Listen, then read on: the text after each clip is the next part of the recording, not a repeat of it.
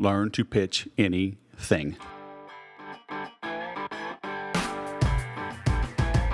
Hello and welcome to the Sales Podcast. I'm Wes Schaefer, the Sales Whisperer, your host. This is your home on the web for honest, no hype insights, advice, and inspiration to help you sell more, faster, at higher margin with less stress and more fun. When I got out of the Air Force in 1997, I had a wife, a baby, another one on the way, and I had to put food on the table, which meant I had to be productive. I had to be efficient. I had to be successful at making sales, and I was.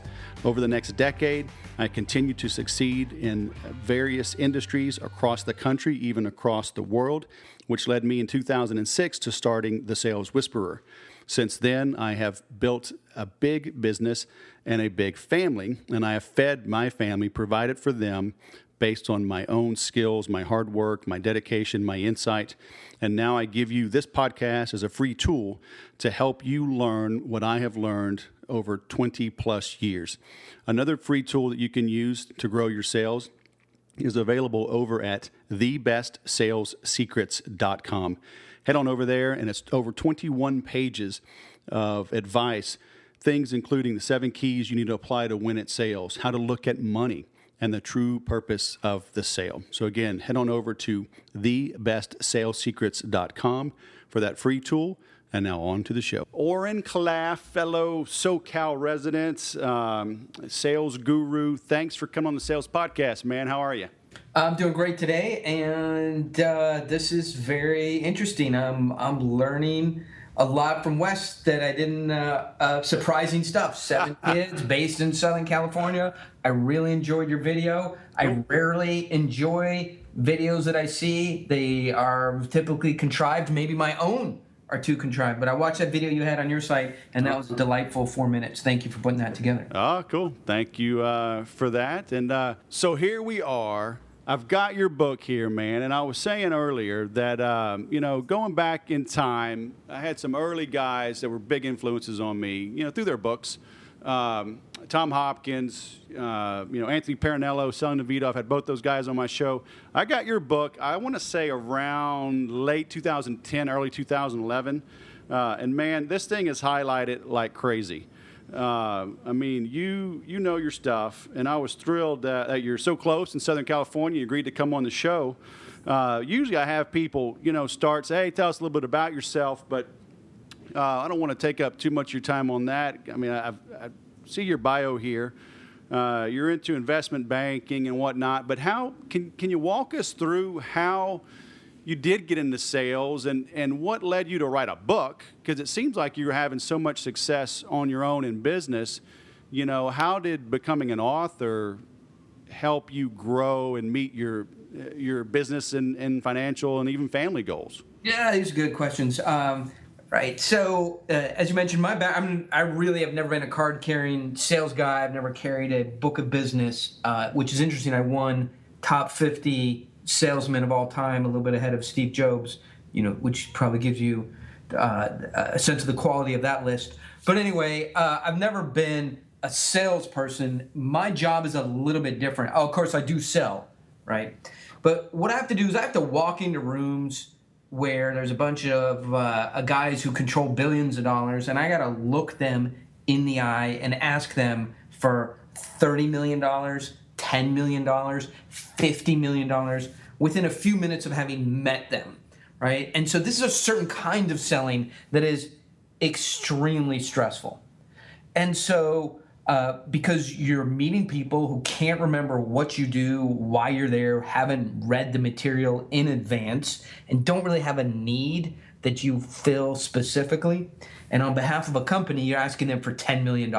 That is very high stakes circumstances. So I would say in the same way that a hiking coach, whose job it is to climb up Mount Kilimanjaro, could teach you some things about hiking. I have to climb the Mount Kilimanjaro of sales every week, every month, every quarter, which is to walk in these rooms. And so that's where I built my perspective, is from these very high stakes binary sales situations in which you're either on or you're off, but there's no shades of gray. Right.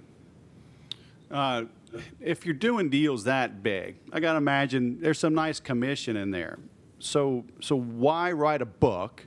Yeah. Right? And secondly, are you afraid that your future prospects are going to read your book and know how you do what you do and use it against you? Yeah. So it's fun. So one of the things we go over in the book is frame control, is really how to grab the perspective that everybody's having in any particular business situation, right? Because you walk in a room and there's a billionaire. There's a guy with a couple $100 million. And normally he controls the perspective, which is, I have money, you don't. You dance around on your tiptoes and do whatever I say if you want any of my money. And so your job is to change that perspective immediately to what I have is extremely valuable. I can get money from anywhere. You're one of the people I'm considering taking money from, but I can leave this room as quickly as I walked into it and go somewhere else. So you, Mr. Billionaire, millionaire, whoever you are, you be on good behavior or I walk, right? And so that's changing the frame, okay? Right. And so that is fun when people know how to do it.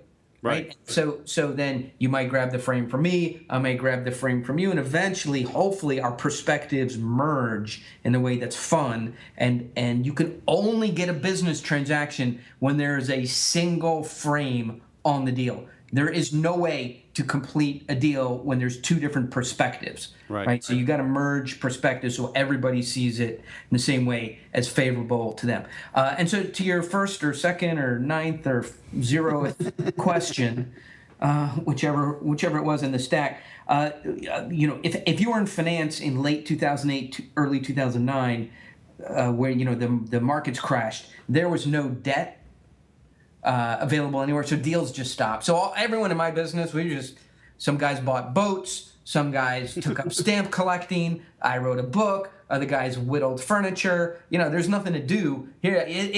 2009, if you worked in finance, it was like you're the center of an NFL team during a strike. You can only do one thing, right? Hike the ball, lift your hands up. They want you to do anything else, you're not qualified. So none of us could do anything.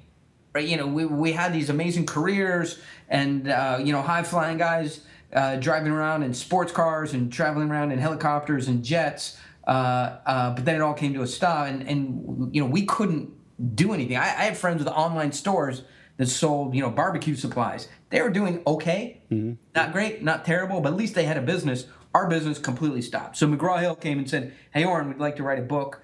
We've had some people." It's complicated. My agent was Howard Stern's agent, and then he passed me off to Prince's agent, and then they passed me off to another agent. Eventually, somebody said, "Oren," and I had a radio show, and they said, "Just write a damn book." So, out of no good reason, I wrote the book, and away we go. Very nice. Well, I love how you talk about reframing and walking away. I mean, I always tell people. And I learned this years ago, if you're not ready and willing to walk away from a sale, then you have no business being at that table. Thank you. If you cannot, and I think let me give you a nut, and I totally agree with that, and there's no sense in repeating it, but I'm in 100% in agreement. If you feel like you have to be there, you're just begging for an order. I don't care what your skill set is. Right. But I look at it like this. One of my goals, and for the people I help and for myself, is I want to get to a point within a sale where I'm able to say, no, I am not going to do that. Why would I ever do that? Right? Because the ability to say, no, that doesn't make sense, I'm not going to do that, to a buyer communicates a million important things to him, right? I don't need this sale. I'm not needy. My business is fine without that. I'm only going to do business that makes sense for both of us. We're not going to have a one-way business deal that's good for you. I'm not discounting this to earn your business, so maybe later on you can give me a bigger order or I can make it up. I am busy. I don't have to put up with nonsense. I'm not doing low margin, no margin business. I'm not cutting you a deal for any reason or no reason, and 15 other things. So the ability to say, no, I'm not going to do that. That makes no sense. If that's how you want to do business, it's not for me. Right. That is so critical to building the relationship with the buyer. Now, some people, I like to play the role of devil's advocate, right? Somebody's going to be listening to this. Maybe they're a young salesperson. Maybe they're working. I just did some training for a technology firm that sells online, so it's by and large a commodity. So people will say, yeah, Oren, you're doing these big deals. It's totally different in your world. You can take that attitude, but not me. I'm just selling computers, or I'm just selling barbecues. But as you kind of alluded to in the beginning, billionaires and people with $100 million, deals like this kind of are a commodity, right? And because they do have choices. But would you say coming in with the right attitude sets things in your favor? Yeah, so listen, and I am an advisor to a company that sells backup services to every single one of the Fortune 500, and that is a commodity service.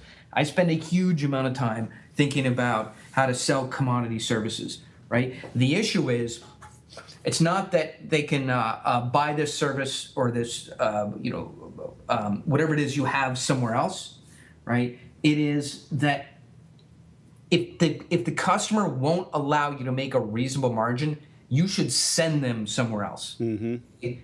And so, to me, it boils down, if the buyer wants you to not make money or lose money, why would you want to be in that relationship? Because I only want to be with people, and we'll answer your question directly, but just to put some context on it, I want to be with people who are fun to be around, who want me to be successful, who once they buy will stay a customer for a long time, and who are interested in having a mutually beneficial business relationship. All right. If I don't sense that, then I need to get out of it, right? Because I can't make money otherwise. All right. So to your point is, and this is why your pitch. My book is Pitch Anything. This is why your pitch has to be great, so you can bring in lots and lots of potential buyers all at the same time in a single vintage, right? Yep. So I understand it's a problem. You have two potential customers, right? And one of them is asking you for some kind of discount.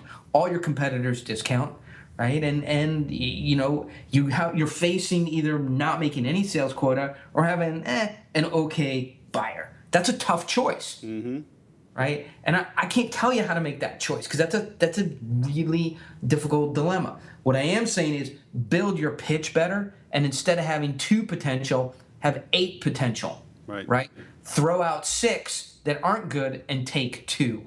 And so that's why the pitch is so. See, everybody's focused on this. If you look at Tom Hopkins, and I read Tom Hopkins growing up, and I tremendously respect the work that he did, but he came from a different era where the buyer needed you, the salesperson, in order to get basic information about the product.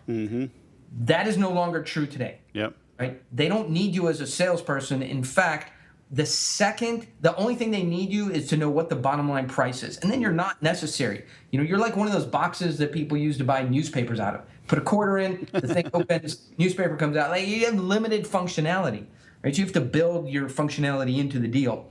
But so today, it's very different from Tom Hopkins' time, or how they train at IBM and Hewlett-Packard, or Zig Ziglar, where they have infinite levels of refinement on how to trial close, overcome objections, and close. Right? Yep. That is what you focus on when you have a buyer or 2 buyers that are going to make your quota, right? Because they want you to discount. They're all you have, and you're trying to close them without that much of a discount, and it is a hairy cat fight getting that done. That looks nothing like my closes, right? Yep. My closes are like, oh, the price isn't for you? Okay, I understand. Go get a different company to do it. That's how I close, right? And the difference is, it's not my hubris or my arrogance or self-aggrandizement, is that I make sure I have other options. Right. So better to build a robust pipeline that is rich and has lots of interesting companies who really like you for who you are and your nature as a salesperson. Right. Much better to have a good pitch, have a bunch of interested companies, than try and convince one company to do business with you. So hopefully that makes sense. Yeah, isn't that funny? Salespeople always tell me, "Oh, I'm great once I get in front of a qualified buyer. It's just getting enough at bats." And I'm like, dude, that's your job, is to prospect. So the number one thing they hate doing is the number one thing that gives them freedom, right? Is prospecting and building that big pipeline, because then you have the ability to walk away and say no. But people, there's so many. There's some big name trainers out there that are very popular. Won't name any names, but they'll tell you 80% of the time is spent on the close. That's where the money is made. And I'm like, oh my gosh, I don't have the time or energy to spend that much time trying to shut somebody down. I mean, am I crazy? I don't think you make any money at the close. I think you make it at the pitch, right? So what I see is very weak pitches and a lot of stress, strain, and neediness and low status at the close. Make the pitch. Here's a way to think about it. When Mark Zuckerberg, you may be familiar with this. I mention it because this is such this piece of mythology is such a big piece of our current business culture. When Mark Zuckerberg went to finance Facebook in its Series A financing, he went to some of the meetings in a bathrobe and flip-flops, right? And what that is unbelievably rude and callous and disrespectful, right? And how could anybody do business like that? And that's crazy. The reason he went like that is because there were 20 venture firms trying to put money in his deal. He didn't care, right? and so now, of course, you don't want to go to sales meetings with buyers in flip-flops and a bathrobe. But what you do want is to not have to be needy and show them that you are in the low status position, that they completely own you and they can price you at a discount and you still have to do the deal. Right. So when you show neediness in a sales transaction, it communicates to the buyer that he controls the pricing and he controls you. So the question is, how do you get control over a sales environment in a way that paints you as the higher? You have frame control. You're the high status individual in the transaction, and you're not needy. The buyer needs you. And I think when you've done that, right, then you've gotten in the type of sale that I think sounds like, Wes, you're doing, and that we certainly like to do over here. So how can a beginner or maybe somebody starting out a new business, because you name it. I mean, I work with chiropractors, realtors, IT shop owners, and people selling $1 million deals to Google. How is there a common thread? Is there a common way that all of those people can take control of that situation and own the frame? Well, I think if you're selling a product, the thing to do is you walk in a room and you say, hey, Mr. Buyer, Mr. Jones, listen, if you don't agree to my pricing, then Wes and Oren are going to drive over here and they will crush you between their hands and no, I'm just kidding. Listen, I know people. I know a lot of people. Okay, all right. Everyone, just calm down. Nothing to see here. Keep moving along. In order to know good, you must first know evil. So let's think about what is currently happening with most of those guys when they go to pitch, right? So you take a chiropractor, or you take a guy who sells medical equipment, and he goes to the buyer's office, and he eventually gets a meeting with Mr. Jones, Mr. Smith, Mr. Johnson, whatever, the buyer, and he says, "Hey, John, thank you so much for taking this meeting. I really appreciate the opportunity to come in here and talk to you about our product. I'm very excited to show you a presentation that I prepared over this last week for you. And if you choose me and my company as your vendor for these devices, we're going to bend over backwards and make you happy. In our philosophy, the customer is always right, right? So I see almost every presentation opening like that. Thank you so much. We appreciate being here. So exciting to meet you today. We're very excited about doing business with you. We got a real deal to show you today. And this is all pushes you into the low status, needy position. And as soon as I hear a salesman say that, I know that salesman is owned by the buyer. And listen, we all do that unless we're prepared not to do it. So So let's think about it, just a very simple way to start this process of getting control. And how about we just go in and instead of saying that, say, hey, John, we've been talking about getting together for a while here. It's good that our schedules finally could meet. I'm super busy. Our 2207 processing med device machine is really in high demand this quarter. It's a market leader and it seems like everybody wants one. I'm stacked up with meetings back to back. Look, why don't we kick this thing off now? I'll talk to you about 15, 20 minutes about the 2703B processing machine. Then I'll give you some time to tell me about your practice in context of our machine, and let's see if our circles overlap and it makes sense to spend any more time together than we have to, right? So it's not gimmicky. It's very straightforward. It's saying I'm busy, you're busy, we're peers. I'm here to see if your business makes sense for my product. I understand how to run a business meeting. I'm not going to be here 2 hours, 2.5 hours. You're not going to have to throw me out. I want to be here as short a time as possible when we figure out if it makes sense for us to do business. Yep. I'm a professional executive, right? I know how to talk about my product in 15 minutes or less. Yep. And then I know how to run a business meeting agenda. And by the way, I'm in control of the agenda, not you. I'm going to give you some time in your office in a meeting that you thought you had in order to talk about yourself. But I'll tell you how much time you'll have to do that. Okay? So, and by the way, I say this in a way that's aggressive. You don't have to do this aggressively. I have to do it aggressively because I live in triple alpha, billionaire markets, and Right. guys kill me if I don't have a certain level of aggression. But you could say it very nicely, hey guys. So I'm super busy, right? Our alpha product is just flying off the shelf. It's hard to keep it in stock. I've got a meeting backed up from here at 2:00. So let's try and. Does anybody need fluids in or out? If not, let's get started. And I think people respect that. And you say, listen. Rather than you kind of going over all the aspects of the medical clinic, let me tell you about our 270964 device. And I could do it very quickly in about 15 minutes, run through the features, the benefits, the upside, downside, how it works. And then once I've completed the introduction of that, I'll give you a little bit of time to tell me about how your clinic's working. And let's see, if it makes sense for us to continue talking. That signals to a buyer, he does not own you. And I will say this. If there's one thing I think you could take away from Wes, this talk between us, and from the book, people want what they can't have. Yep. People chase that which moves away from them, and they only value that which they pay for. It's at the point that you tell the buyer, you can buy what I have anytime you want, that they go, okay, it's an option.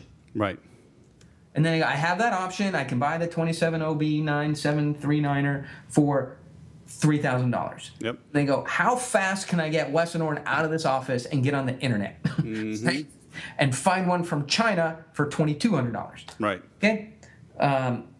So at the moment that you say you can have it, and here's the price, that meeting is over. Right. So if you start the meeting, within 5 minutes and have given what it is, the features and the price, you're done. Leave. Yep. So these are the ways I think about traditional selling. Now, how much? You're kind of talking about as you're walking into that meeting, but aren't you kind of setting the framework even on the phone to even set the meeting in the first place? So let's see. I think for me, what size sale? Tell me the typical size sales that you're working with. Let's work on a sort of a real use case. Oh man, as I was saying before, realtors, even I spent a lot of time in technology. I was selling everything from a $500 power meter to Verizon, and I was selling $1 million worth of hardware to Google. Okay, so let's take a $50,000 hardware services backup, data server kind of sale. Sure. My feeling is that everybody obsesses what happens in the meeting. Okay, in the meeting, you find whatever way to get the meeting. I need the meeting. Just put me in front of buyers. But I don't think that's how buyers buy. They don't like coming to a meeting, assessing everything within that meeting, and being ramped up into a decision. Yep. So I feel like buyers buy like this. You get some kind of connection to them.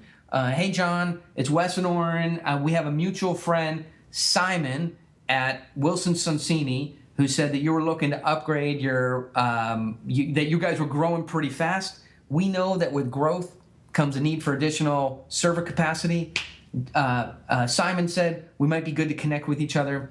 Do you have, let's talk for 15 minutes, maybe Tuesday or next Thursday, would 2 p.m. work? Mm-hmm. Right? Some kind of like social introduction, so they know that they're not on a list that you have, right. That you guys actually have some kind of social relationship. Okay, that's step one.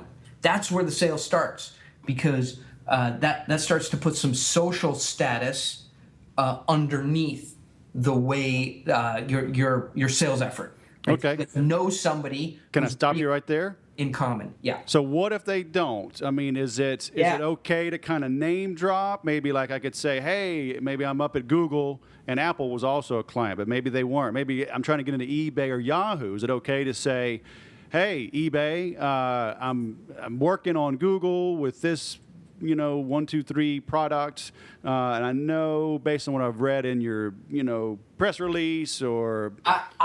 That's too cold for me. I would not come in cold like that. Okay. I would find some relationship. It's impossible with LinkedIn and the social tools and the big data processing and Reportive and all the myriad of sales tools out there that somebody at your company or an organization that you're in the industry, and that company doesn't have some thin relationship, no matter how thin. Sure. Law firm, legal firm, board of directors, industry organization, a LinkedIn group. I don't even mind this. Hey, Wes, you and I, funnily enough, are in the same LinkedIn group. I noticed one of the posts you made on backup and recovery. Mm-hmm. Right? Being part of the same group, and by the way, have you met John, the moderator? I think he does a great job. I thought it'd be a good chance for us to connect, right? And so the connection needs to be appropriate with the level of relationship, right? Yep. So for example, if you're surfing, for a buyer, later this afternoon, and we just had this interview today, right? You could come in much more aggressively, right? Hey, I just had an hour-long conversation with Oren this morning, and he's somebody that could definitely, connect us, right? And then we know in common really well. Why don't I come by your office, or we jump on a Skype? 2 o'clock this afternoon, maybe on a Wednesday, I could find some time as well. You could go in quite aggressively because of the strength of the relationship. Right. The weaker the relationship, softer you have to go in. But you have to come in, I believe, from some kind of social connection, no matter how thin. Right. And that's step one, right? I think step two is at some point somebody goes, yeah, that makes sense. So if you come in with a light enough touch and it's appropriate, they go, sure, whatever, right? We're in the same association, we have the same law firm, we know so-and-so in common. I'll talk to you for a few minutes, okay? On that first phone call, you cannot drop the bomb. And this is where I think people start to screw up, right? Yep. What it is, how it works, the features, the benefits, the value proposition, the ROI, the delivery time schedules, the competitive landscape, why we're better, what features we have that nobody else has, right? That is too much for a first conversation with someone. Right. So I think in that first conversation is something that I would just call a 6-minute pitch. Mm-hmm. The big idea, like what's going on? Right? I'm glad we got to connect, Wes, because backup and recovery for small, mid-sized businesses has really changed. Like, it's just our computers throw off so much data. It fills up the hard drives. It fills up the cameras. It fills up we don't know where to put all this stuff, right? What do you keep? What do you not keep? So today, businesses, even ones your size, are thinking about data in terms of data governance, right? Not where do I buy hard drives?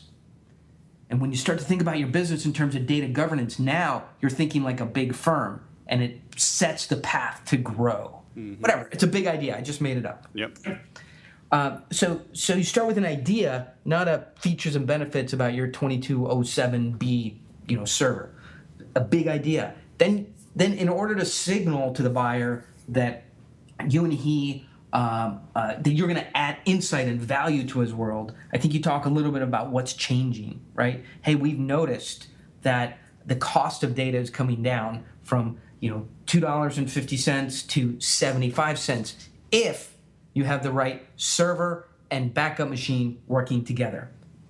Right? This is one of the trend lines that we're seeing. I know from your perspective, you do a little cold read, right? It probably looks like it's $2-3 to back up a terabyte of data, over the course of a year. But we're seeing prices of 75 cents. Is really interesting if it's done correctly. So now you've added some insight, right? You told him something he didn't know, right? And only then you're sort of going to the problem instead of going into your features.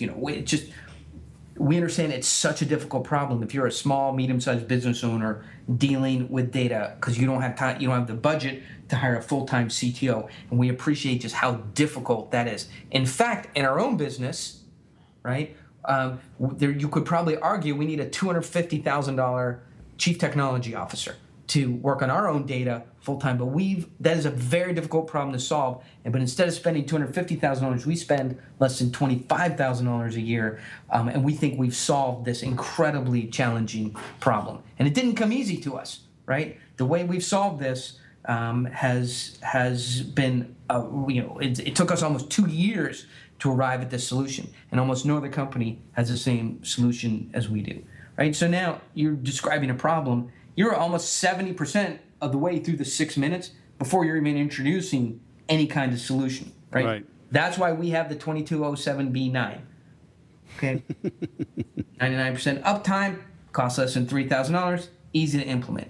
Okay, all makes sense to you, but the other thing is we have a limited supply of these things. We don't just give them away to anybody who wants them. We like to learn a little bit about a customer's business before we even allow them to order, right? Why don't we exchange a little bit of information, okay? Because they're, and figure out a time where we can meet and see if we're right for each other. Mm-hmm. And they're going to go, yes, that sounds interesting. Why don't you send me something? You can't avoid that. Yep. Right? Because they for lots of reasons, they want. It all sounds good. We're all slippery, silver-tongued devils. We can say anything, right? But let me see this so I can do my own independent research on the internet, so I can verify what you're saying, so I can see if you are as a company, are critical thinkers and can explain your ideas and your products in clear, precise terms. And I need to know how much all this costs. Send me something, right? So you have to send something. Anybody within the sound of our voice, if you haven't heard send me something, send me a one-pager, send me the document, where's the website, what should I look at, can I see the brochure? If you haven't heard that, I don't know how that's possible, because I hear that every single time. Right? So we got to send them something, and then we can go and set up a meeting. And if you go into a meeting having gone through this process, then I think you have people highly predisposed to being favorable to closing or doing a deal with you. Right? You have high status. You've worked through a process that works for their mind, not your mind. And you've layered yourself as a high status person, as somebody who knows how to sell the way buyers like to buy. And you haven't sort of blown your chance of a sale by dumping on them for 30, 40, 45 minutes the first time you get a chance to talk to them. So this is what I think is a very healthy sales process. Yeah, I agree. And I'll be highlighting this in the notes, but people need to replay this, go back about 10 minutes, and because it's rattling off your tongue because you've just done it so often. But there's, they say small hinges swing big doors. I mean, there's some subtle things in there that people will not appreciate the value listening to at one time while you're on the treadmill at the gym. You got to go back and listen to this because. I mean, that's what I've done, basically, is follow that type of roadmap. I learned it right around 2006 working with a sales coach, paid good money to, and it was worth it, in spades. Taking control of that, and because it's everything, right? It's your tonality. It's, the words you use. I always talk with people, if you ask me, hey, Wes, how much is your email software that you sell? And if I say, well, Oren, it's normally $2,000, what did I just tell you? Yeah, price, and then a discount is available. The discount is available because of the word normally. And people, they have no idea how they're portraying themselves. Have you ever been recorded, like when you were learning, or do you recommend people record themselves or have somebody sit next to them or go into meetings with them and help get over any hurdles? Because this is some big stuff. And I don't think most people are going to get this just from listening to this once or twice or reading a book. I think I remember, and Tom Hopkins is kind of said, hey, record yourself and play it back. To me, it's very difficult because you get distracted by the sound of your voice. You don't sound the same that you think you sound. You don't look the way you think you look on video. And it can be like, crap, do I sound that bad? Do I look that bad? It's a sort of an ego. What we're trying to do is button up our ego and strengthen it. Yep. Right? And elevate our status in situations where we otherwise might not have good status. And so listening to the sound of your own voice and hearing it very differently from how you envision it, I don't think is helpful. But I do think it's very helpful to have, now this is important, is professionals listen to your presentations in live fire exercises and give you feedback. Mm-hmm. Now, you prepare a sales presentation and you go to your buddy and he drives a truck for Budweiser. Okay, and that feedback can't build your presentation around somebody who doesn't also do this for a living. Yep. Right. So I see lots of guys go to pitch a venture capitalist for money, right? And then the venture capitalist says, "No, I'm not going to invest, but I have some advice for you." Oh, you? Okay. Is it not a venture capitalist put money out like a banker, right? They don't raise money. Secondly, they're not putting money. You're taking advice from somebody who has no stakes in your business, just said no to you, and their job is not to professionally go out and pitch. Yep. Right? Listen to pitches. So so that's not a good place to take advice from. Yep. Where I would take advice from is somebody whose job it is to go out and do the same kind of selling that you do. Have them listen to your presentation and give some feedback. That would be very helpful. Right. You got to set your ego aside, don't you? You look. You have to set your ego aside at that point, but you have to go into these situations with a very stable sense of self-worth. Right. Okay, because buyers have the money. Yep. Right, and you can go in and think, well, I'm trying to win the money. Right, and so I have to do what the buyer says because he has the money. That's the prize I'm trying to win, okay? And so I have to sell, in a way that makes the buyer happy, so I can win the prize of his money. Right. And I think that has to be turned around, right? Which is I'm the prize that the buyer has to win. He has to prove to me he's a good buyer. Yep. As we said in the beginning, that he does good business, that he lets me get margin, that he's easy to work with, that he reorders, on a regular rate, that he's not going to, that he's going to pay his invoices, right? So I'm here to interview the buyer and see if I'm willing to sell him. I'm the prize. Where are you going to find another salesperson as ethical as I am, that goes to the conferences, that spends the money to understand the product, that writes articles for the industry trade magazine, that hundreds of other that actually takes care of a buyer and where his handshake is his bond, right? There's so few people like that today. Where is this buyer going to find somebody like me? He's not. He's lucky to have me on his side. In fact, if he doesn't have me, he's going to have some other schlep that's not going to take care of him. And if that's what he wants, a schlep at a discounted price with some product from China, then this guy should have it, right? And so he is really the buyer is trying to earn a relationship with me. Let's see how good he does at that. Now, of course, if you start the meeting like that, he's going to throw you out on his ear, on your ear, and so the trick is to convert the buyer from the perspective that he's the prize to understanding that you're the high status, you're the important person, that the value that you have is the most important thing in the relationship. And I would sum that up by saying money is a commodity. Yep. You can get money anywhere.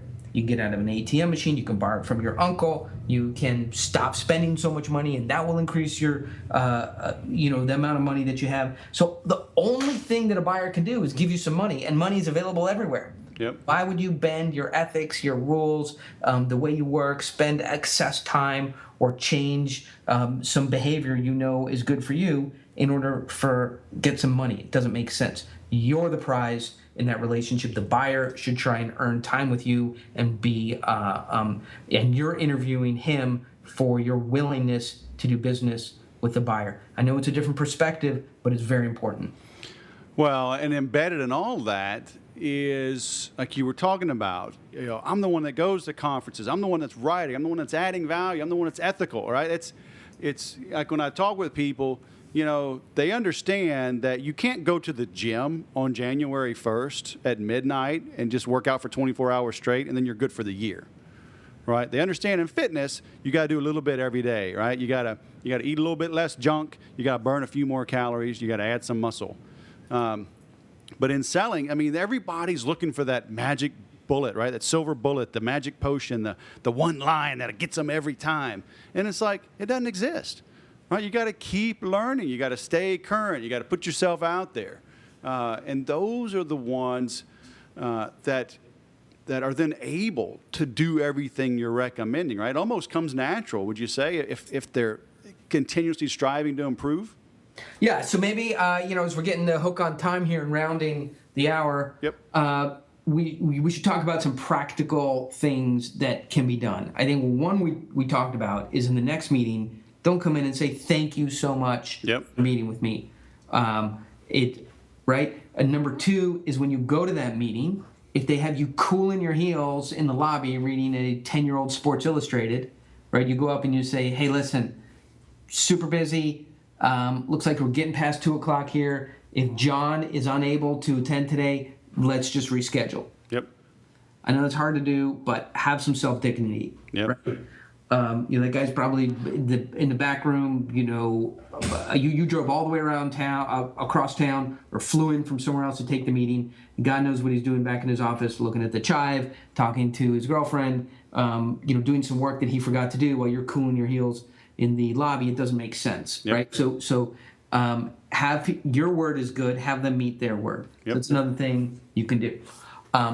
The third thing is start off these presentations instead of just talking about the features and the advantages over the competition of the product with a big idea, something to get this meeting started that is not a feature is a small idea.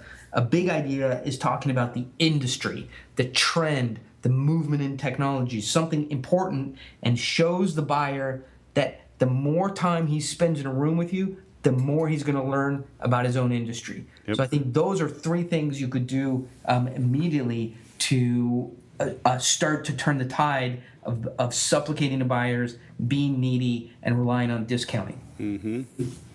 Yep, that's awesome. That means they're staying current, though, right? Can't be hanging out on Facebook. You can't be updating your fantasy football league all the time. You got to get better at what it is that you do. Well, I think the way I look at it is a buyer should be able to provide real insight to him about his business and your area of products. Yep.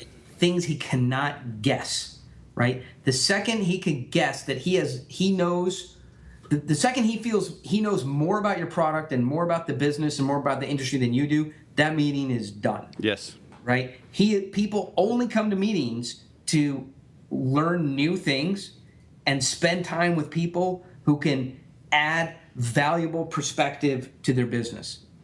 If you cannot do that, then while they may be in the room with you, they're definitely not listening. Right. Well, that is awesome. Thank you, sir. Where should I send people to learn more about you and what you're up to? Well, look, I think if you hop over to pitchanything.com and put your name in, you're going to get a bunch of material that repeats these themes. Right. It has a little bit more step-by-step what you can do in your next meeting. A, to prepare for it, and B, while you're at it. 2, if you haven't read the book, Pitch Anything, Wes can tell you, I encourage you to do that. I wrote the book, I still read it. It's a blueprint right? Or I'm like, Dad, this is a good book. It is. Because it's not my musings. It's really technical information on how to prepare and conduct a sale and what's happening during the course of that sale. It's a flight manual. It's not a diatribe. So read Pitch Anything. Head over to pitchanything.com. I think we can push you forward in a real significant way. Yep. Amen. Page 167. Eliminate your desires, be excellent in the presence of others, and withdraw. People need to withdraw after they get the book. Withdraw in silence and read this book and apply what they learn. Well, man, Oren, thanks for taking the time. I look forward to meeting you soon. Come up, do a little wine tasting, and maybe I'll inspire you for your second book. All right. Well, that would be great. That would be terrific. I appreciate it. Wes, it's good to spend time with you. I enjoy making a new friend here, and you have a very important voice in the salesosphere, because I like the way you put this stuff in context. Well, thank you, sir. I appreciate it. Coming from you, it means a bunch. So have a great day, my friend. All right, Wes. All right, take care. We'll talk to you later. No, I'm sounding like a broken record, but you really need to go back and listen to this multiple times. Oren Klaff is one of the best sales trainers, authors, doers in the game today. When I got his book years ago, it was profound. I was still in corporate America. I was building the Sales Whisperer on the side, and I remember talking with my sales manager at the time. I was like, dude, you got to get this book. And I was able to implement what he was talking about. And in a very bad economy, in a very competitive market, very price competitive, I was able to leverage his techniques to win more sales. So check out his book, Pitch Anything. Make sure and go back to this. Again, re-listen to it. Follow Oren online on Twitter, through Facebook. He's coming out with some new training programs, and I highly encourage you to tune in and participate with what he's got going on, because it will help you sell mo better. And to see the notes and the links of everything I talked about, visit thesaleswhisperer.com/session 142. That'll do it for today's show, but the learning and the doing now follows. If you would like my help to implement what needs to get done, help you identify what needs to get done and the best path and the best vehicles to use to accelerate down that path, please head on over to thesaleswhisperer.com/IPA. There you will see an overview of what I call my initial process assessment. It's not expensive, but it's not cheap. But like they say, I'd rather spend more than I wanted to than less than I should to grow my business. So if you need some help, if you'd like me one-on-one to help, again, please head on over to thesaleswhisperer.com/IPA. And as always, remember to sell different.